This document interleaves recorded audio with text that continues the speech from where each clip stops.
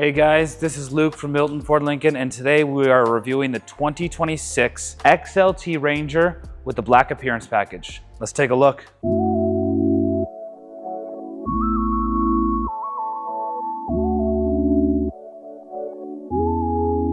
So the XLT is kind of the in-between of the Maverick and the truck. It's the type of truck that can do a little bit more commercial, a little bit more lift, a little bit more space, but not the big price tag as the F-150.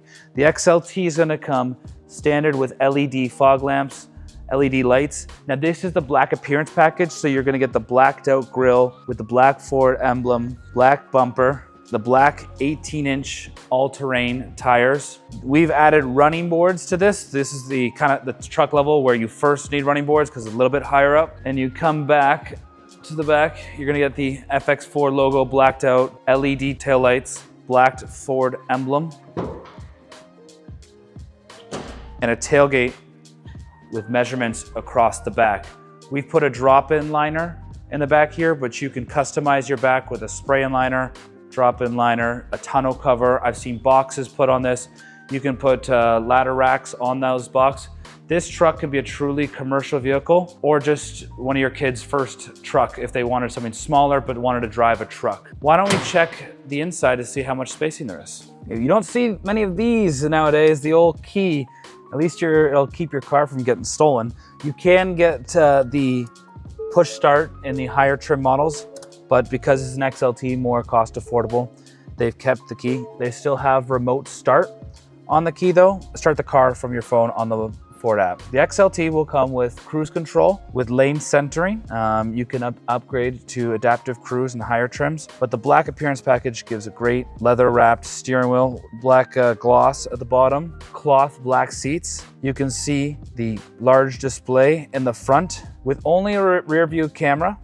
There's no front sensors, this is an XLT, but on the higher models, there's the option for that. A place for your phone down here, USB-C, USB-B charging ports, wireless CarPlay, which is nice, so you don't have to be all cluttered with stuff, and multiple drive modes on the car as normal, eco, sport. You can do everything on this. You can get brake controller. This one does not have the brake controller in it, but you can get brake controller if you do end up towing. The seats compared to the Maverick, a little bit wider, definitely more comfortable.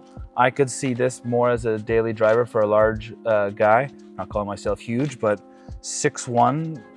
This makes me feel pretty comfortable. Not the F-150, you're not gonna get that size and feel unless you're gonna upgrade to that sort of trim, but definitely doable. So if you are using this truck for towing, you have a rear view camera, but you also have a trailer hitch camera so that you can back up and perfectly load the trailer hitch.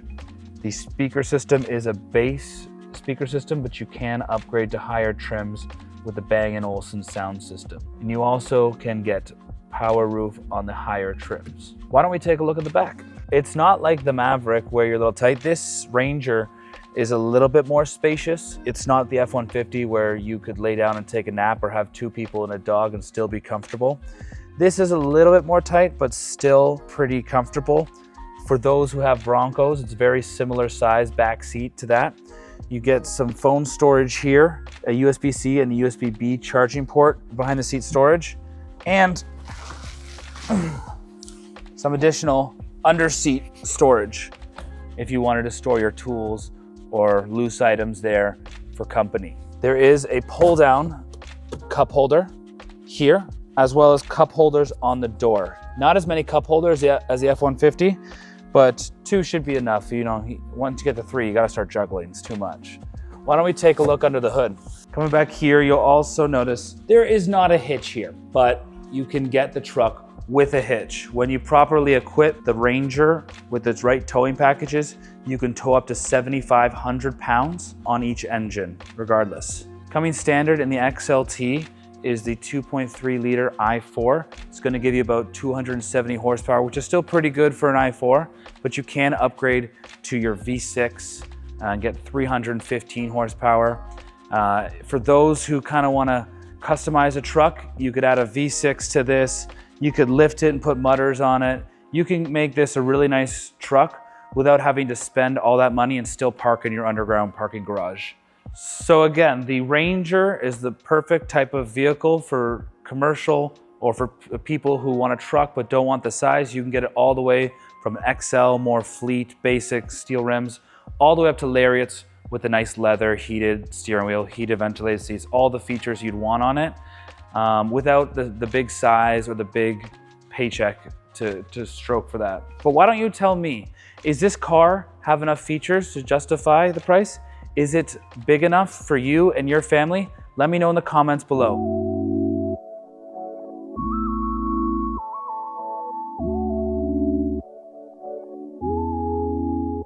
So the first thing you see with the Ranger Raptor compared to the other Raptors, the front end is much wider.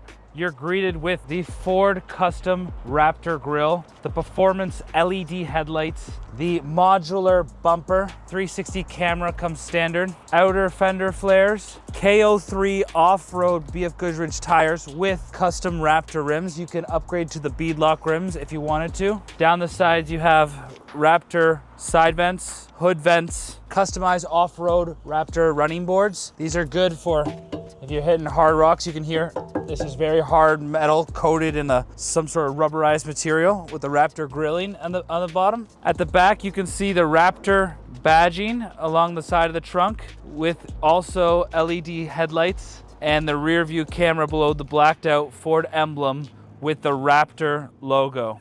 In the bed, we have a standard 5.5 foot box, and all Raptors come standard with the 400 kilowatt Pro Power on board. So you can plug in your radio, your cooler, anything with a 120 volt you can plug in, have a nice little tailgate for yourself. Not a powered tailgate, I wish it was, but slow release so that if it does jar open, it doesn't slam shut. We have our tow hooks, a trailer hitch receiver, and 2 dual exhausts with active modes. When we turn those on, you'll hear the sound of it. Very nice performing. There's 360 sensors all around, Ford Performance splash guards below the tire, and the last 360 camera over here giving you a nice view, bird's eye, when you're backing up. Why don't we take a look inside and see what luxuries await. When you open your beautiful Ford Ranger Raptor, you have the Ford Performance badge right on the side step. Stepping into the Ranger Raptor, it has the performance leather seats that really hug you. It's meant for off-roading, going over bumps. You can really feel comfortable, safe, and secure while in these seats. You can also see the custom Raptor badging on the seat, the iconic orange leather, the stitching around. The stitching is all around the steering wheel, the vents, side vents. Very comfortable seat. Only heated. You would think spending this much, you might get ventilated. That's something we should let Ford know. But still very nice and comfortable seats. The steering wheel is a performance steering wheel with a Raptor badging. Paddle shifts for those who want a little bit more control over their ride.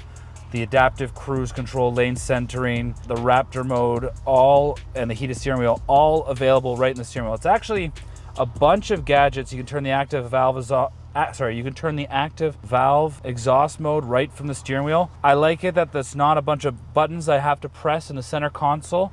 It's all right here for me to use. Down in the middle, we have a little bit of a interesting stick shift. Not the normal one, but at least it's not a turn dial for a Raptor. You know, you're spending this much money, you want to feel that shifter in your hand. Down here you have your drive modes. You can go from 2 high, 4 low, 4 high, 4A. You can go slippery, sport mode, normal. They have the Baja mode specifically for the Raptor, as well as rock crawl. One very cool feature is if you're going forward off-road and you're not exactly sure what's in front of you, you quickly press this trail button and the trail camera will show up, and you can see as I turn the wheels, it guides me to where I'm going, as well as gives me the angles of my car. I can lock the differential to change my turns, or I can turn on trail control, which is like a one pedal drive for anyone who's EV. If anyone doesn't know what that is, it's basically you only use the gas, and when I let go of the gas pedal, it brakes for me. It stops you from having to go back and forth, a gas brake. Gives you a lot more control once you master it. helps you really focus on the trail and not your footwork. You know, not all of us are athletes, little quick feet, you know, some of us can only think so simple-minded. Steering wheel is heated as shown before. You have a 360 camera, as I will pull up. 1 second. 360 camera all the way around. And you can even use the trailer tow camera to back your hitch in. There is a wireless phone charger standard up here, as well as B&O sound system, and the customized Raptor winter mats come standard as well. Overall, this is not the same size as an F-150 or an F-150 Raptor. It's a little bit smaller, but it's nice for people who maybe want to spend a little bit less money, want that Ford Performance off-road experience, and maybe don't need as big of a car. Or maybe you have a spot in a parking garage or only so much room in your driveway. This would be a great vehicle for you if you're still looking for the performance. So why don't we take a look at the back and see how much space there is back there. One nice thing about the Ranger Raptor is you got custom storage underneath your second row for your tools, loose items, so they're not banging around while you're going over some jumps. So there are leather trim seats with the Raptor coloring, custom in all Ranger Raptors. It is built on the same platform as the Bronco and the Ranger, so I will admit it's not the most comfortable back here. If you were just doing a trail ride with some buddies or just cruising, this would be fine, but for a long trip, could get a bit tight back here. You could not fit 3 of me back here. If you had 2 kids, it would be very comfortable, but anything with 3 people, they better be small. They have a pull-down cup holder, a 400-watt plug back here, as well as a USB-C and a USB-B. B&O speakers back here as well. Seat storage. No roof on the Ranger Raptor, on this one at least. I don't know if you can get it, but that's one thing I will say about the Ranger that I really like about the F-150 is you get the moonroof all the way back to the second row.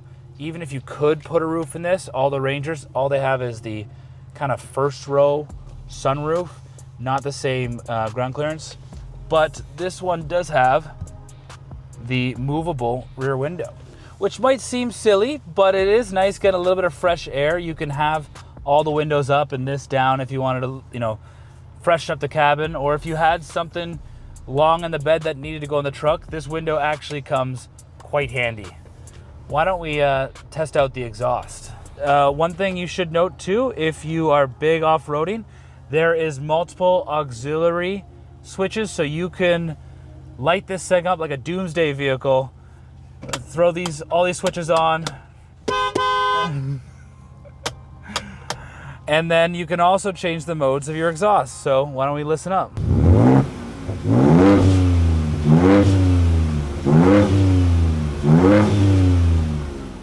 When you're buying a Ranger Raptor, the most important part is definitely under the hood. You have the V6 3-liter twin turbocharged engine, putting up 405 horsepower and 430 square foot-pound of torque. You have the Ford Performance badging. This engine is the engine also used in the Explorer ST, much larger vehicle, so you get a lot of performance for a lighter vehicle. There's also specific calibrations you can get through Ford or aftermarket if you wanted to pump up the performance of this engine. Is 405 horsepower enough to justify the Raptor branding? Why don't you let me know in the comments below? I'm Luke McQuilkin. Thank you for watching.